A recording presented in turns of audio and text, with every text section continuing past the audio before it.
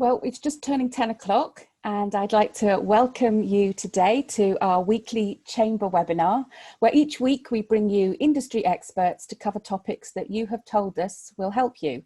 Welcome back to our regulars. I hope you're finding these sessions helpful, and a warm welcome to those of you joining us for the first time.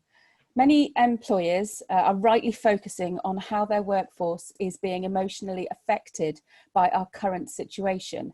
We've faced a variety of challenges, both in the nature of our work, our working environment, furloughing colleagues, not to mention the emotional roller coaster of fear of real infection in our families. Home work-life balance has never been more fragmented. So today's webinar offers you guidance on two key aspects of this. We're going to talk about managing legal obligations and a guide to what employers should look out for, and some practical tips on keeping ourselves well, including how to work from home and building resilience in our own well-being. I'd like to start by introducing us. Many of you know me. I'm Heather Myers and I'm the CEO of South and Mid Wales Chambers of Commerce. Joining me is Paul Slevin, who is the Chamber President and Chair of the Board of Directors. And I'm delighted to introduce our experts today. With us we have Gethin Bennett, who's an employment lawyer at Capital Law and someone who is passionate about mental health, and Layla Fear, an emotional fitness training and a mental health first aid instructor and an experienced emotional resilience partner. There's an overload of information, and cutting through the noise with clear advice from industry experts is what we as a chamber do. So I'm going to hand over to Paul, who's going to take us through how this session is going to work today. Good morning, everybody, and to echo Heather's welcome, thank you for joining us this morning. Just a couple of house rules if I can before we get going. Because the number of people on this call this morning, we have chosen to mute all the participants other than the presenters. So if you do have any questions, please feel free to upload the questions on the Q&A panel. If you scroll down to the bottom of your screen, you'll see a Q&A panel. Click on that and upload the questions. Our presenters will talk for maybe 15 minutes each or so, and then directly after that, we will have the opportunity to enter into conversation with them, raising some of the questions that you have brought to us, and thank you for doing that. We have a significant number of questions on already, but there's bound to be more as the discussions continue. For everybody's benefit, this session is being recorded, and it will be available for all of the attendees and more generally on our website later today. Please feel free to forward that to anybody that you think might benefit from it. I'm sure it'll be full of useful information. And then right at the end, two things will happen. One, we will ask you to complete a very short survey, which will pop on the screen as soon as you sign out of the session. And just before that, you'll be made aware of the theme and the presenters for the webinar, which will take place next Friday, May the 1st at 10 o'clock. So if I may, pass over to Gethin. Gethin. Thank you very much, Paul, and good morning to everyone. I appreciate you probably all would rather be in the garden right now enjoying the sunshine, so we'll try and make it as interesting as possible. I'm going to kick off by looking at the employment law angle of mental health and well-being during the lockdown, and focusing on some of the practical tips which you as businesses and employers can roll out to help your employees during this time. And then Layla then will focus on some more practical elements, building emotional resilience and how to cope with COVID-19 in lockdown. So Charlotte, if I could start with the first slide. Just to give you a bit of context, I know most of this will be obvious to you all, but with mental health in particular, I think it's always important to hone in on why it's so important a topic. So firstly, I think is the stigma attached to it. So unlike physical ailments and physical illness, mental ill health comes with it a lot of stigma. So the more we can do to talk about it and tackle it, the more we do to reduce the stigma. And quite a shocking figure is that every year, at least 1 in 4 of us will experience some form of mental health problem or the other. But many experts argue that that number is far higher. And even more worryingly is that among men under the age of 45 in the UK, suicide is actually the single biggest killer. So that's, above and beyond any kind of respiratory or cardiac disease. It's no secret either that our beloved NHS and other health and social resources out there are under, immense strain at times, especially now. And the more we can do to tackle mental health on the ground, from businesses and in society, the less pressure then is then resulting on the NHS and other sources. And coming back to the particular circumstance we're in at the moment with COVID-19, medical professionals, psychiatrists and psychologists are really foreseeing a profound effect on the public's mental health as a result of this lockdown. So many key psychologists and psychiatrists, for example, wrote in the Lancet recently to urge for urgent research on the topic so that we can better prepare to deal with any consequences of mental health as a result of this. Charles, if I could please ask you to click on the next slide. Obviously, the main benefit of promoting good mental health at work is to improve the mental health and well-being of you and your staff. But what a lot of businesses miss is that there's a whole range of other benefits which come along with it. So as I mentioned earlier, stigma is the key one. And as I said, the more we talk about it, the more we have a discourse and discussion about the issues on mental health, the less stigma attaches to it. Improving awareness and knowledge as well. So in the grand scheme of things, I think it's a general consensus that little is known or understood about mental health when you compare it to some physical health illnesses. So the more we educate and train our staff on what it is, how we deal with it, and how to help those who suffer from mental health, the better awareness and knowledge we have collectively. Leading by example as well, as a human species, we have a trait of following those who are in lead. So the more that we can do at the top end of an organization to show that we're tackling mental health and well-being, the more likely it will trickle down to the rest of the workforce and have a better impact on them. Productivity is another side effect, a good side effect of promoting good mental health and well-being. So it's no secret that people who feel good about themselves are more likely to work productively, interact better with colleagues, and make even more valuable contribution to the workplace. And ACAS actually carried out a study recently which found that mental ill health costs employers in the UK an average of £30 billion every year through loss of production, recruitment, presenteeism, absenteeism, and so on. Another corporate jargon which is often thrown about in boardrooms is corporate social responsibility, or CSR. And mental health and well-being can be a key cog in the CSR machine of business, which, as the last point on the slide notes, ultimately will improve a business's reputation and image. Thank you, Charlotte. Can I move on to the next one? So before we move on to the practicalities of what we can implement to help deal with the issues, I just want to touch on some of the legal points which arise in the mental health context.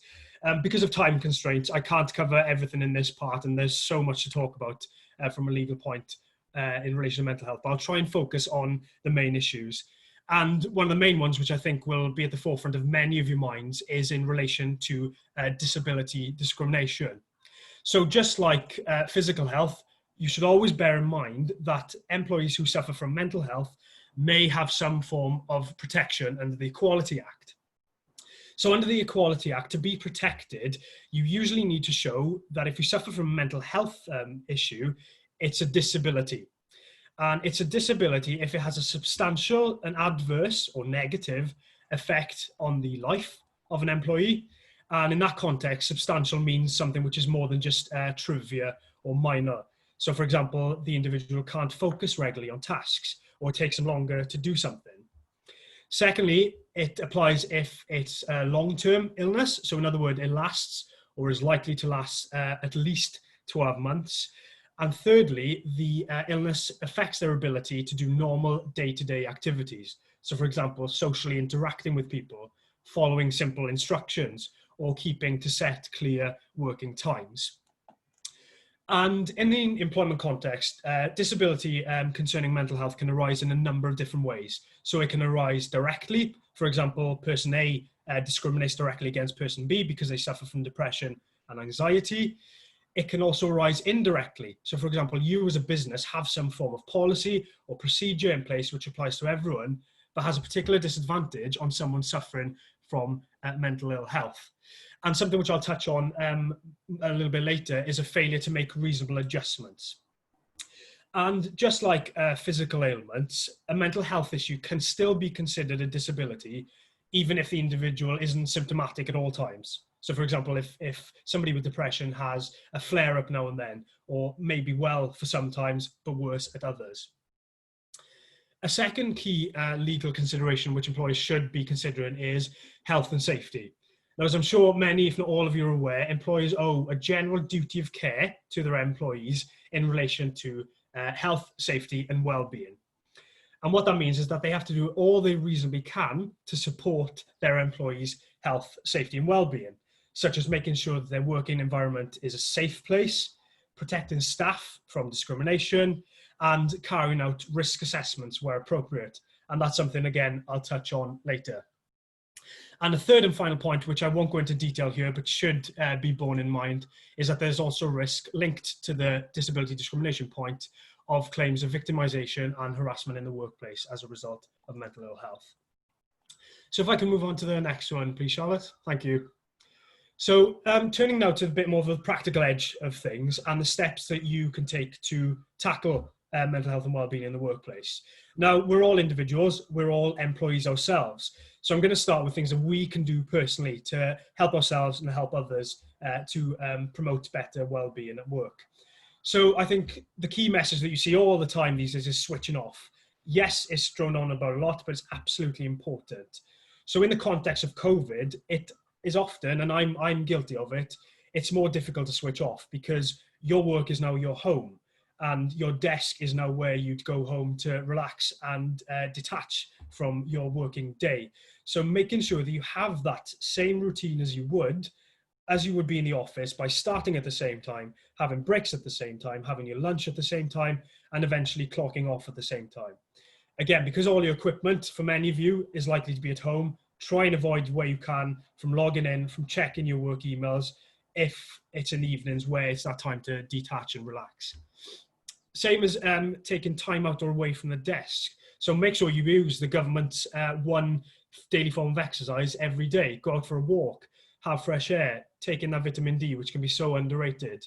And in the same way that where you're working at home on your own, it might be more difficult to get into the swing of taking time out from your desk. So for example, in the office or the workplace, you might go into the kitchen, speak to colleagues for 15 minutes.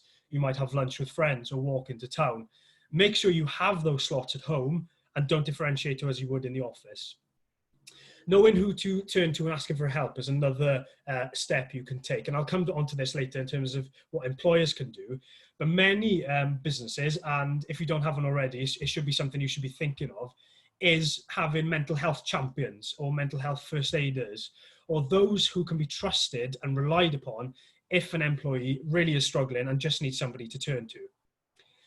Fourth on the list there is hobbies and interest. Again, the famous cliche of all work and no play makes Jack a dull boy is even more important in this context than ever before. So making sure that as well as your work, which might consume you at the moment, make sure you're still keeping in touch with your hobbies, interests, exercise, like I mentioned below, even if it's picking up something new or picking up an old habit or hobby that you've left behind all those years ago. Another important thing is diet, exercise and lifestyle. And again, I'm really guilty of this, where at the moment I describe it as airport rules, where no matter what day, what time of the day it is, you can grab a snack because the fridge is right behind you. 5 o'clock is beer time and so on. It's almost like the Christmas period where everybody just lets loose. But ensuring you have that diet, exercise and lifestyle routine that you had pre-COVID or that you'd like to have mid-COVID is also important, because it's no secret, again, that the connection between your physical health and well-being is so interlinked with that of your mental and emotional well-being. And there's plenty of stuff out there, from free yoga inductions on YouTube to Joe Wicks to personal trainers who are no longer able to go to the gym. They're putting plenty of free resources online for you guys out there. And finally there, I've put down professional help. So it should never be an item of shame to seek professional help when needed. If the normal things in your life and your almost homeopathic and your daily routine isn't helping, then never be ashamed of seeking professional help. And again, there's plenty of help out there for individuals who do need it. Charlotte, could I go on to the next slide, please? Thank you. So for you guys as a businesses, there's plenty you can do as well to engage your employees and to help and support them when it comes to promoting and managing their mental health and well-being. I touched upon this earlier in relation to reasonable adjustments. So as I mentioned, if an employee suffers from a disability, legally under the Equality Act, there's a duty on employers to make reasonable adjustments. Now, that doesn't mean that you have to put every possible adjustment in place and expend all your resources in making them. They just have to be reasonable. And often, it's best to engage with your employees as to what amounts to reasonable, because something which you may not have considered might be the only thing or the best thing needed for those individuals. And again, I'd always recommend that you don't wait for somebody to suffer from a disability or to prove they suffer from a disability to make those reasonable adjustments. Yes, somebody might have depression, OCD, anxiety, but not technically be caught by the Equality Act. Consider rolling out reasonable adjustments for those individuals as well. If this pandemic has taught us anything, it's empathy and compassion. So don't stick to the legal black and white. Put your HR and your employee relations hat on and offer some flexibility to those individuals. Something, another thing businesses could consider is appointing mental health first aiders, which I know Layla might touch a bit on later. And the COVID situation shouldn't be an obstacle for this. So for example, Layla's business and plenty of others out there are offering free online courses to train you in mental health first aid. It doesn't have to be a face-to-face course. Obviously, because of COVID, cash flow and resources are a big issue for businesses who may not be able to throw money away at training. But if the resource is there, then do consider having it in place. Training in general, even if you can't afford mental health first aid, there's plenty you can do free or low cost to train staff, either line managers, leaders, top end, senior management, or all employees. And it might just be a matter of an hour or two of just upskilling and giving managers the confidence to, one, be able to spot issues of mental health and well-being at work, and two, knowing how to deal with them in practice. On that point, policies and procedures, especially from a legal point of view, is particularly important. So making sure you have those procedures, policies and rules in place to deal with any issues surrounding mental health and well-being. That might involve having a separate mental health and well-being policy, ensuring your sickness absence policies is up to date and in accordance with the company values. And the final one is promoting a culture of openness, authenticity and values. So as I mentioned before, the pandemic's really taught us the importance of compassion. So if we as businesses can show that we're there to listen, we're there to help individuals who suffer, then the more likely it is to lead to benefit to the business as a whole. And Charlotte, can I move on to the next one, please? Thank you. Another thing you could do is actually arrange activities, events and well-being days. And again, don't let COVID be an obstacle to that. So for example, in my team at Capital, we have a weekly quiz at the end of the week where it's an hour or so of everyone getting together, drink in hand and just enjoying socially after working hard for the week. And even though it's only an hour out of the routine for a week, it can go a long way in promoting mental health and well-being and boosting staff morale, because the sad reality is that many people who are working from home might not have had contact with another human for hours, if not the full day. So having that slot of time where you can socially engage and keep in touch is absolutely vital.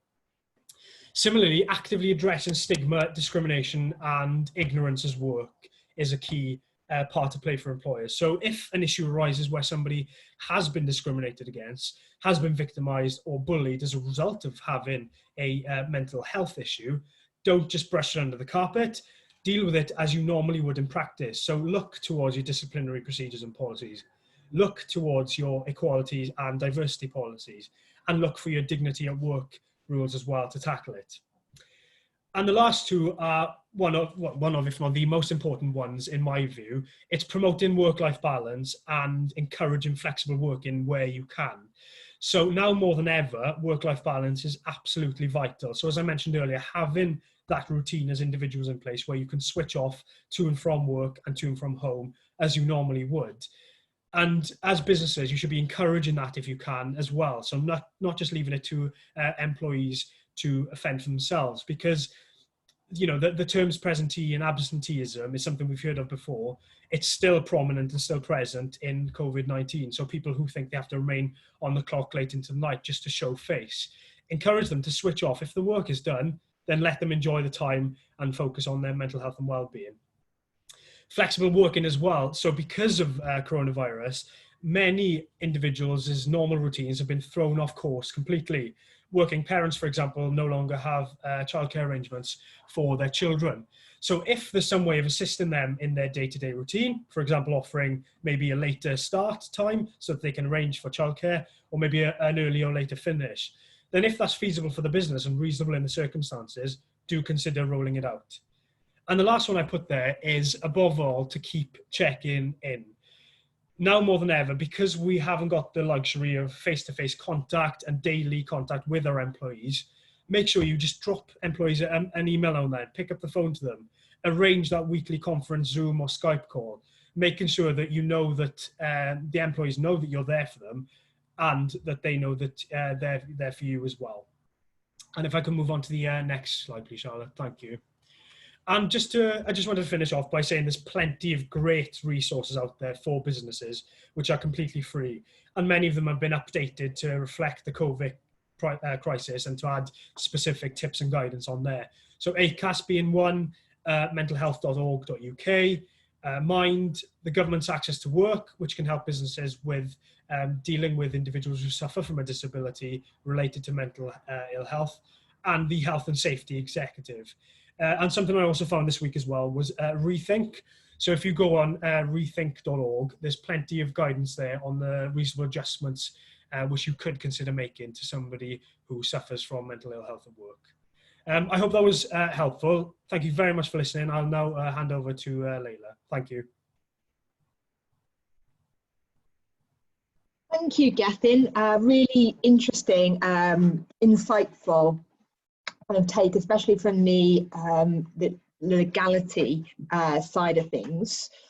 What I'm going to do for the next kind of 15 minutes or so is talk more about well-being, about building our resilience. We're going to look a little bit about working from home and talk a bit about how to firstly spot poor mental health. And also picking up on Gethin's point there around checking in with others, I'm going to be kind of gently taking us through a few ways we can think about having some well-being conversations in order to check how others around us are feeling. Okay, moving on to the first slide. So just to give you a little bit of background, I run a company called Emotional Fitness. I am a mental health first aider, and I'm also a mental health first aid instructor, as Gethin mentioned. So I train people to become mental health first aiders. So next 15 minutes or so, if we can just move on to the next slide. What I want you to leave with today is hopefully having provided you with a little bit more of an understanding around mental health issues, resilience and well-being, and what those terms actually mean. And hopefully encouraging you to engage more in your own mental health and well-being, and to give you some practical tips to build upon resilience during this period. And as I talked about, wellbeing conversations, so understanding how you can check in and help others around you. Mental health, whenever I do any kind of work, when I do talks, training, it's a sensitive issue, and everyone's emotional safety is highly important. And as a trained mental health first aider, that is my responsibility to ensure the people I'm talking with and discussing this with are well during this. So if at any point anyone wants to kind of take a minute away from the screen or contact me after to have a chat about anything, then please do, because it is a sensitive subject. Okay, moving on then to the first part of my session is very much around the impact of lockdown upon our mental health and well-being. I'm just going to put it up there. It's having an impact. It's having an impact upon everyone's mental well-being. I was at a conference recently, and you know, someone stood up at the very start of the conference and said, there's one thing we all share is mental health. Everyone has mental health in the same way we all have physical health. And that can certainly be tested at times, and now is a particular time for these things being tested. And the main conditions that people are reporting during this time, during lockdown, are stress, depression and anxiety. Just a point there on stress. Stress is not a diagnosable mental ill health condition in the same way depression and anxiety are. Stress is a human response. It's innate in all of us, and it can be helpful sometimes, but often when there is prolonged stress, it can be a precursor to some mental ill health. So what are the main reasons that we are struggling? I think absolutely key is the loss of human connection. We're not meant to be in these situations. It's not how we evolved as human beings, and the loss of the human connection is absolutely key in this. And financial worries are important, whether they be personal finances, and a lot of us here today in terms of small businesses, self-employment, small businesses, understanding the financial viability of our business is no doubt at the forefront of our minds. And clearly the physical health concerns that are out there in terms of coronavirus, all of these are impacting on our well-being. And just to reiterate here a point that Gethin made, Mind UK, fantastic mental health charity and a great resource to have a look at. The website is fantastic. They report, so this is the leading mental health charity in the UK, they report that 1 in 4 of us will experience a mental health concern in any given year. Now, I think that's higher for sure, and I think now more than ever that can be higher. So what can we do in terms of identifying things before they start to become bigger? So looking at the next slide now then, what I wanted to do here was kind of just put out some general things to look out for, both in ourselves and in others around us, because we want to be able to identify with any mental health condition, earlier acceptance, earlier understanding, spotting it earlier on is always important.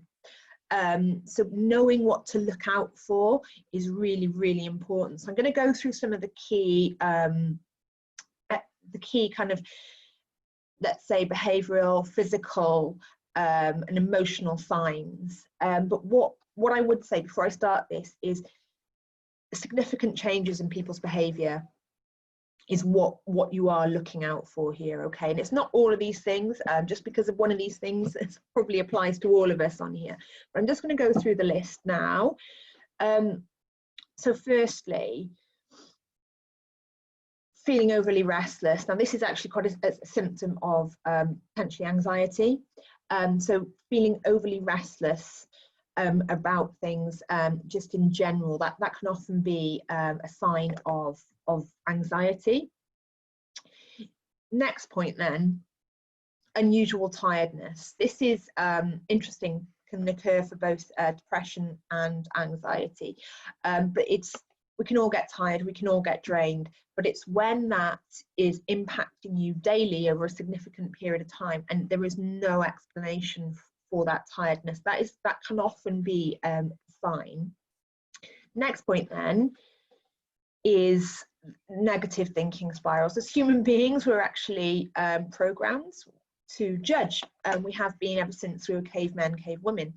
And in terms of that judgment then, we are more prone to negative thoughts, and negative thinking spirals can really impact upon us. Next point then, problem sleeping. This is huge, and I will pick up on sleep in terms of our personal resilience in a few minutes. Significant problems with sleeping, and I think now more than ever, you know, we're not actually simply working from home. we're at home during a crisis trying to work, and as Gethin mentioned, that point around separating our work and home lives whilst both of them being in the same environment is really important, and getting good quality sleep is absolutely vital now.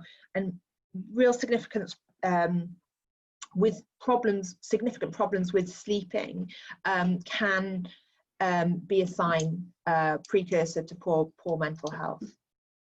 Next point then. Poor memory and concentration, and Gethin alluded to this around productivity in the workplace. You know, absenteeism, presenteeism. Definition of presenteeism is going into work when technically you are too unwell to be there. Productivity, personal productivity takes a hit. How can we concentrate? How can we be at our most creative if we are struggling with poor mental ill health? So a few more signs then of things to look out for. Withdrawing socially. Now, I think this is to a certain extent being enforced on us in this, but if you are noticing someone being quieter usually, and yes, it's going to be on the internet now. It's going to be whether it's Zoom, whether someone is texting less, whether someone's just not contacting people as much. That is a really, really big sign, and one you can be really mindful for looking out in others. Next point then, it is inevitable. Poor mental ill health affects everything in our life, and this is losing interest in sex is a biggie actually. That's one to look out for. Next sign, changes in appetite. As I said, mental ill health can affect all aspects of us, and eating more than usual is actually quite common with depression, but also losing appetite is very common as well, especially around anxiety. Final few points then. You know, overuse of alcohol and other drugs, and what is the correct use of alcohol? Who knows? But it's when your behavior, your relationship with that changes significantly, and something that's really important to bear in mind around this: what is too much, what isn't too much.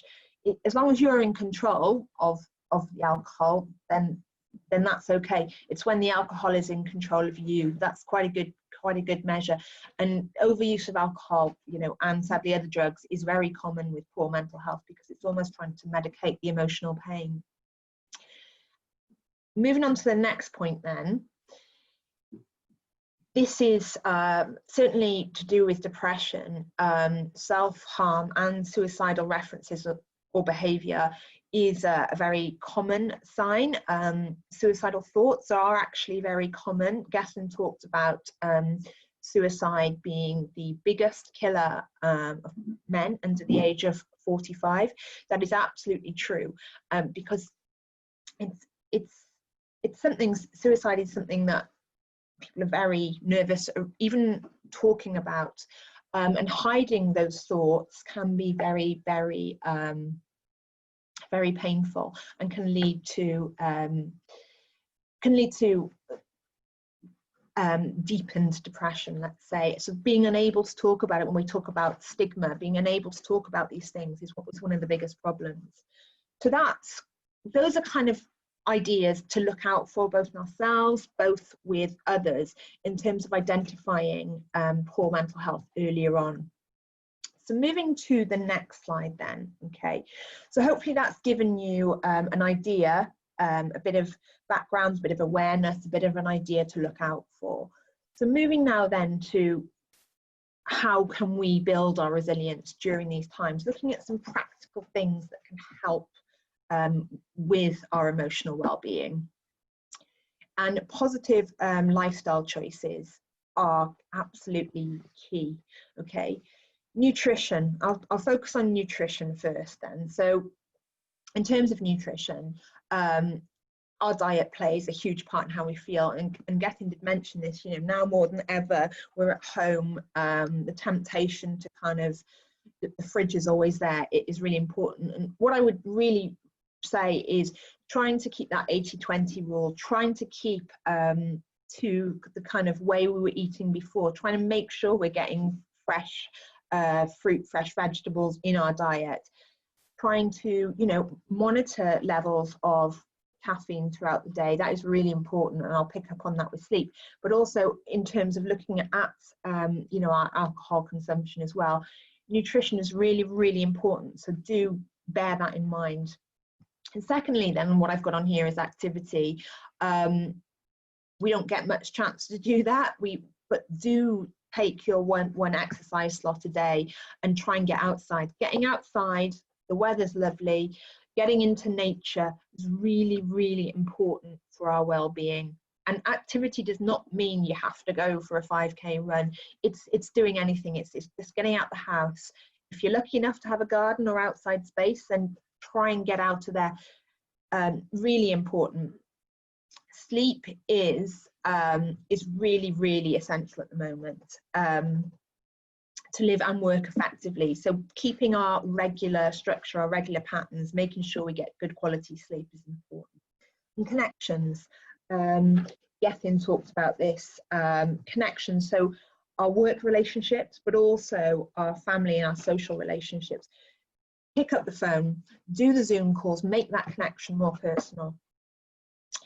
Moving on then to our final slide, I just want to talk a little bit here about Wellbeing Conversations, and just introduce the idea of the ACT, which is the Awareness Connect Talk. So if you are looking or you're noticing changes in behaviour in someone in your team, whether it be friend, whether it be family, being aware. So we looked at spotting the signs and symptoms. So being aware is the first part of that. But how do we start that conversation? One of the hardest things to do. How do we connect with someone?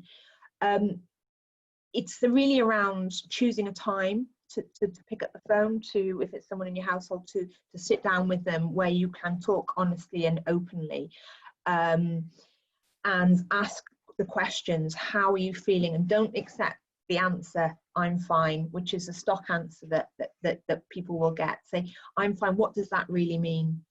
And then being able to talk to someone about what help there is available, because there is a lot of help. Charity websites are fantastic. If you have resources in work, employee assistance programs, there are places that you can go to and direct people towards that.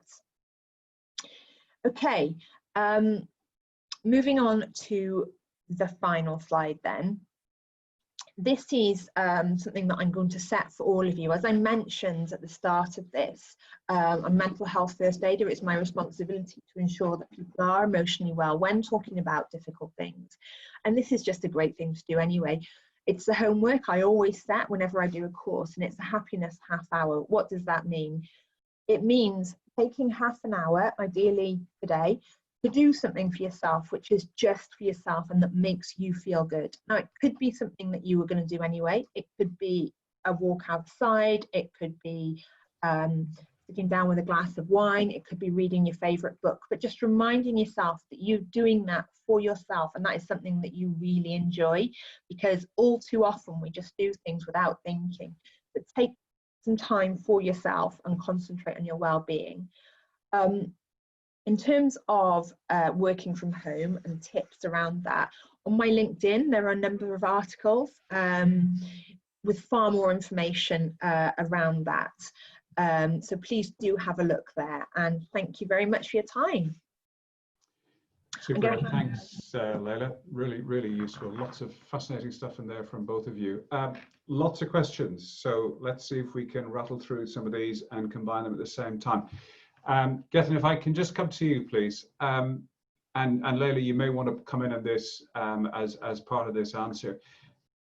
Our new working regime says that there's a lot of people working from home. There are a lot of people on furlough.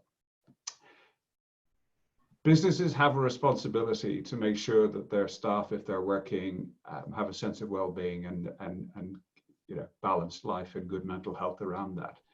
But if you actually have somebody working from home, what are your key points in respect of monitoring their mental health and being able to surface mental health issues when you're either talking to them on a mobile phone, or you're looking at them on a screen, or you may be talking to them on an ordinary phone, whatever it is, but you've lost that physical contact? And it's surely it's the physical contact that really starts to surface some of this stuff. Definitely, it's far more difficult to spot an issue of mental ill health when they're working from home, when you're dealing with people virtually. It's just doing everything you reasonably can. So employers aren't expected to be medically trained or psychiatrists or psychologists. It's just doing everything you reasonably can to making sure that your staff's well-being is being maintained. Another thing is health and safety. So as I mentioned before, you do owe a duty of care towards your employees in terms of health and safety. Now, as a working from home aspect, you obviously can't carry out the same risk assessments as you would in the workplace on site, but it's still a duty on you to check in on them. For example, is everybody's equipment working properly? Are their working hours still sufficient for them? Are there any issues in terms of their health and safety which you should be aware of? Again, it's like I keep mentioning, it's just about being reasonable. It's not about using every resource you have to check if somebody is struggling from mental ill health. It's just making sure that employees know that you are there if they are struggling from it, and that you take the reasonable and appropriate steps if somebody does come to you with an issue. Anything to add, Leila?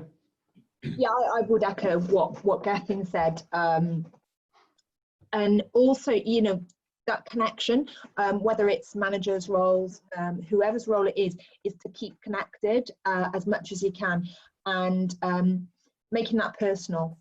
It's not emails, you're not going to get what you want, really. You need to make that personal connection. You need to be, whether it be Zoom or your internal web conferencing, do that. That is really, really important. But looking out for things, what you can see is a change in someone's productivity and behaviour, and those are the things to look out for. And then it's more important than ever to focus in on asking how people really are. Thank you. There's a couple of questions here around what is a mental first aider. I think it's a concept that's quite new in the workplace. So perhaps you could give us a bit of an outline as to what a mental first aider is, how you would identify who would be a good person to be that in your workforce, and what they could expect to do to support mental health in the workforce. Yeah, absolutely. To explain more around mental health first aid. Mental health first aid is very similar to physical first aid, and I'm sure we've all have physical first aiders in our companies and have the training. The mental health first aid training to become a mental health first aider is a 2-day qualification, and during those 2 days, what we would look at is we would look at awareness. We would look at a deeper understanding of mental ill health in terms of different conditions. We'd look at that specifically within a workplace, and we'd also then, throughout those 2 days, I touched on it briefly, talking about those wellbeing conversations. We would look at empowering and encouraging mental health first aiders to start those conversations and how to deal with people once you've started that conversation and someone opens up to you, how to deal with that. And we also look at crisis situations. In terms of who should be mental health first aiders, Gethin is a qualified mental health first aider. It's important to have key staff within your organisation trained, and for people to know who they are, and for people to be able to go and talk to them in a private and secure and safe manner. We have, with physical first aid, an acronym, which is Dr. ABC. There is an acronym for following conversations, which is ALGE, with mental health first aid. And it's very much kind of that awareness, it's that connection, it's listening, non-judgmentally, and it's knowing mental health first aiders are equipped to know where to direct people to help.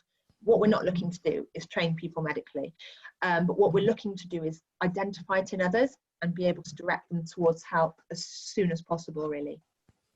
Thank you. Okay, the next one, again, it's a two-parter, and I'd like to engage both of you in it. Gethin, the first part, both technical and human. Technical from a legal point of view.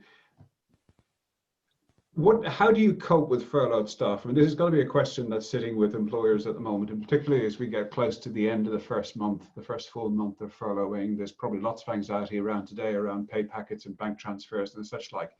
But are employers allowed to actually reach out to and chat with furloughed staff to keep them engaged? How do you recommend they remain engaged? And also then, how do you, maybe Leila, you want to pick this one up, which is how do you keep the work from home staff engaged?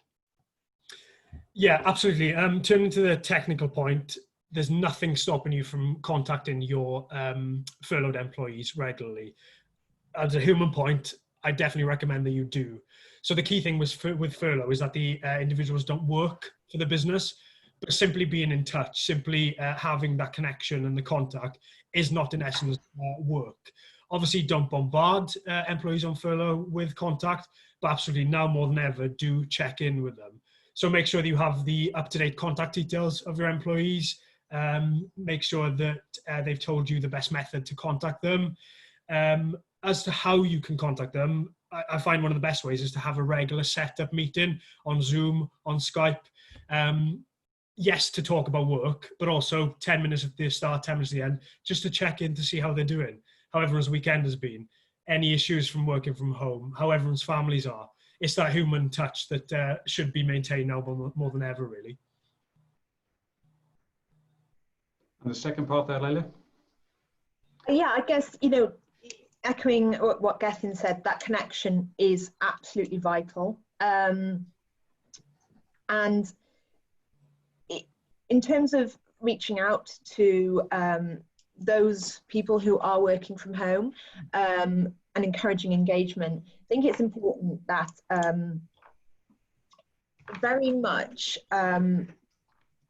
in terms of, okay, as I said before, we're not simply working from home. We are at home during a crisis, trying to work and live. We're living and working from home, and checking in, having regular communication. If you do have resources within your organisation, if you're lucky enough to have those resources, directing people towards those resources, encouraging managers to look out within their teams. Encouraging people to have, it's not just a quick call at the beginning of the day, encouraging people to have interactive conversations throughout the day. And something I also recommend, Gethy mentioned this earlier in his presentation, we do go to have a cup of coffee and catch up with work colleagues. We do have those breaks within our day.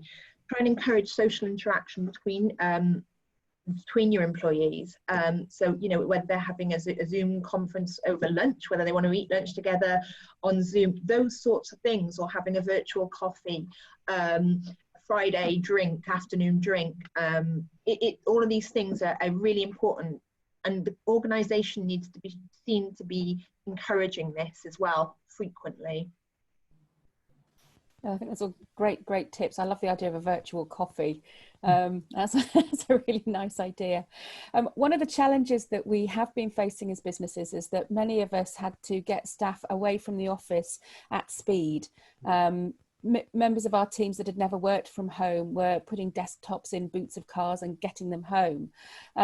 Gethin, can you give us a bit of an outline as to what our legal responsibilities are? Because we've now got teams working potentially in environments that we wouldn't ordinarily say was suitable, on sofas and in bedrooms and in all different environments. What are our legal obligations in terms of making sure that they're safe and working in a healthy way?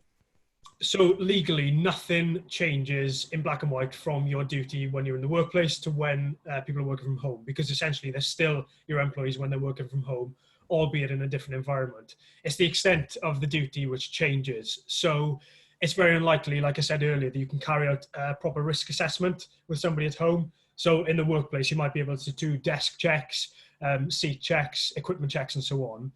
But even with working from home, you still owe that duty of care towards them. So it's common sense steps really about asking employees, do they feel like they're able to work from home correctly and perform the duties as they normally would?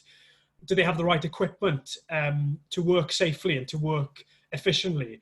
If not, can we help in any way? For example, can we deliver a drop off a monitor for you? Are you missing a keyboard? Is your chair appropriate? And so on.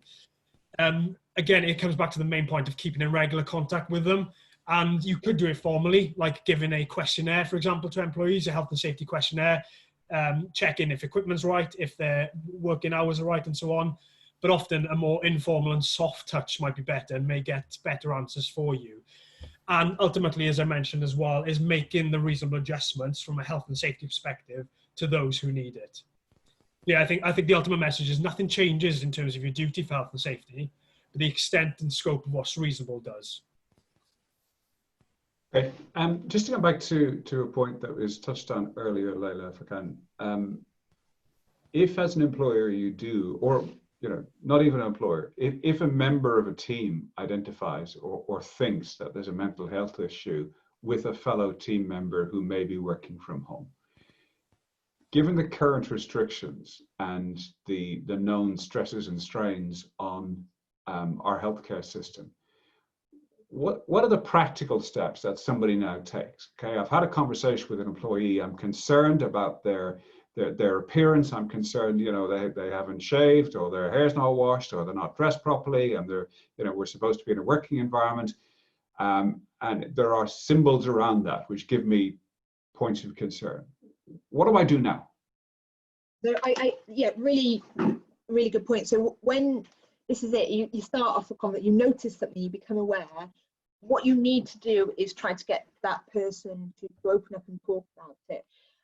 So you can talk about what it is that's bothering them, what it is. So you've obviously spotted signs and symptoms. So firstly, I would say showing that you care, having the confidence to ask that question, how are you doing? Really, really good technique in terms of opening that conversation is, how are you doing? You get the stock answer, I'm fine. Okay, I've noticed that. And be kind when I've noticed that. I've noticed maybe changes in your appearance, in terms of timekeeping, however you want to put it. I've noticed that. So you showing directly that you're caring and you're opening up that conversation, because what that can then lead you on to is kind of probing gently around the lifestyle. I mean, as you mentioned, we are very restricted in these times, but around, the lifestyle factors that we're talking about, eating, sleeping, activity, connection, kind of checking in with them on those four things. So the, nutrition, the sleep, the activity, connection with other people, trying to see what they can do to help themselves. Luckily, there are a huge amount of resources available. As I said, actually education around these things. If you are worried about someone, go and research it first. So the Mind Mental Health Charity, there are a whole host of other things, but the Mind Mental Health Charity, there's fantastic resources on that. So upskilling yourself first in order to be able to ask the right questions, but also offering those resources, saying, there are places that you can go. There are a number of websites. So I would say that Mind UK is a trusted source, but there are helplines. So in terms of the number one out there is actually the Samaritans. If you don't have an employee assistance program in place, small businesses, we often don't.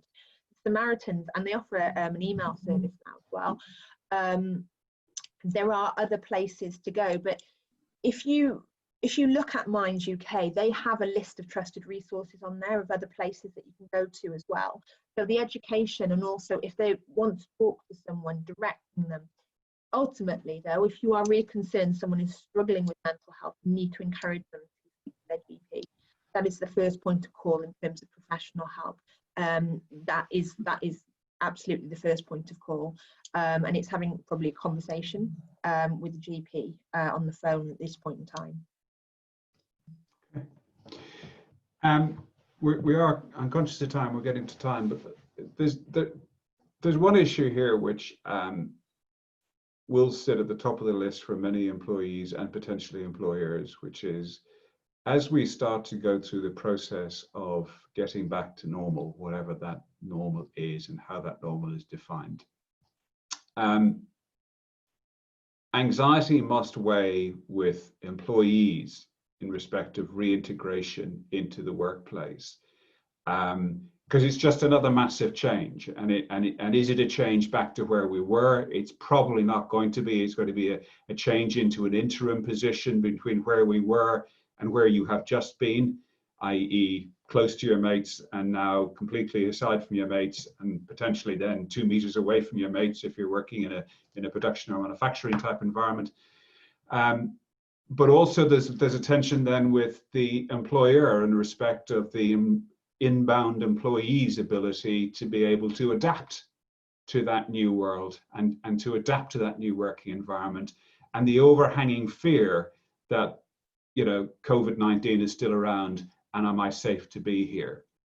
What's your counsel both to employees and to employers on how to handle that transition back to work, which must be coming top of the list soon, I would have thought? It's really hard to give a definitive answer, isn't it? Because we've never been in this position before, and we don't know what's reasonable or what will work in practice. But I think ultimately it's about being reasonable and compassionate. So not sticking to your usual black and white rules and procedures as soon as post-COVID day one hits, being flexible, maybe a transition like you already mentioned, perhaps a couple of days working from home here and there during the first few weeks or months, and a couple of days in the office. Having that support in place. Again, it might not necessarily mean throwing money at training mental health first aiders, but general training for line managers as to how to cope with employees who do suffer from anxiety before coming back to work.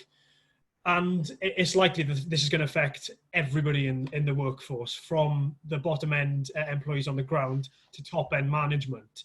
So I think an inclusive and cooperative approach is probably the best way to go about it.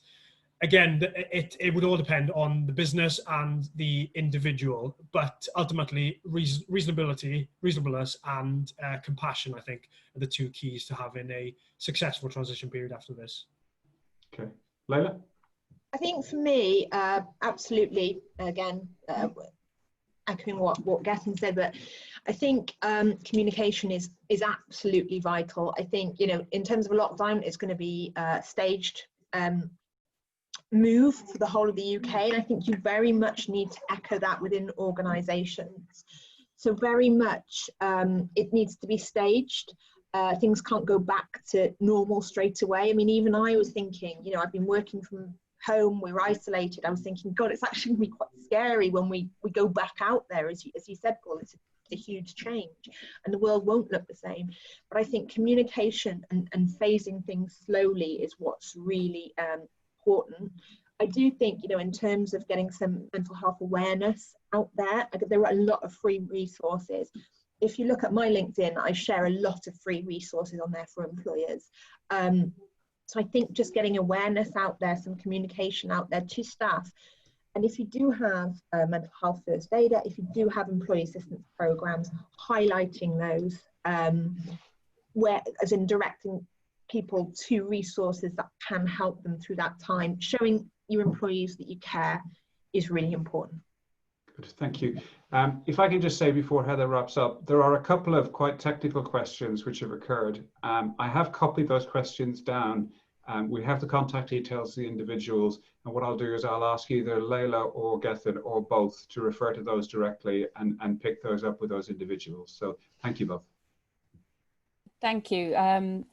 As always, we've covered a huge amount in an hour, and the engagement that suggests that you found it really useful. Can I thank our experts today, to Gethin and Leila? Your insight and your tips have been hugely powerful. I've been jotting notes down madly in terms of tips that I can take back into our business, and tips that are not just helpful for us as employers or employees, but help in our personal lives as well. As we said, the two have mingled into a way that we never thought they would, but that's where we're at the moment. To our attendees, thank you all for attending the session and for submitting your questions. It's been a really interactive question. And if we didn't get to your question today, as Paul mentioned, we can connect with our experts afterwards and see if we can get that sorted. We have recorded the session, so you will be able to revisit the points. But as mentioned earlier, it's not formal advice. So just have a look at some of those trusted sources. That's a really good tips in there to go and find trusted sources that you can then refer to. And of course, we have our Chamber Coronavirus Hub. So if there's information on some of the specifics, you'll be able to find up-to-date information on there. On our screen at the moment is our next webinar, which will be taking place next Friday on the 1st of May at 10 o'clock. It will be on cybersecurity and the challenges that we are facing around home working and the different ways of working. So please join us for that. And there's a really short feedback form at the end of this, so please fill that in. It's helping us improve our webinars each time. So from myself, from Paul, from the entire Chamber team, thanks to Layla and Gethin, I wish you resilience, emotional well-being, and a happy weekend. Thank you all, and goodbye. Thanks, you too.